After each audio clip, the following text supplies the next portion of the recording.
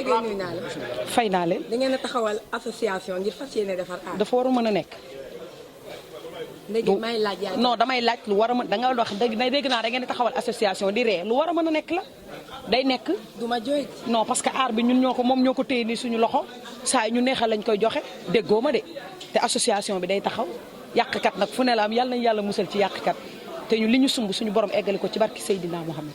est-ce que du dem association bi li ko tax a jóg mooy parce que comme li kiy wax sànq rek mooy ñu ne fecckat yi dañoo li ñu leen di waxal dafa bari li ñu yàq dafa bari te ñun ay porteurs de développement lañu ay milliers de doomu aadama ñoo topp suñu ginnaaw bëgguñu te defaluñ leen dara liggéeyaluñ leen dara it xëy na ñun yàlla moo dogal ñu bëggal ñu suñu bopp seen bopp.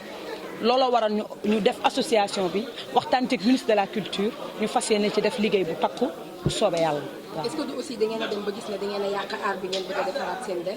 yàq aar ñun suñu der yàquwul ñun tey fu ñu taxaw dañ fay bàyyi trace suñu der yàquwul de danga naan aar bi ñi ciy soog a ñëw ñoo ko yàq waaye ñun ñi ci nekk dañ xam nga lan ngay rëccu li nekk sa ginnaaw mais pas fi nga jëm. ndax ba léegi ñun ay porteurs de développement fu ñu taxaw danoo xam lu mën parce que la ñuy def dañ koy wane. mën nañoo xaar ci yéen ngeen dekkal cosaanu fecc.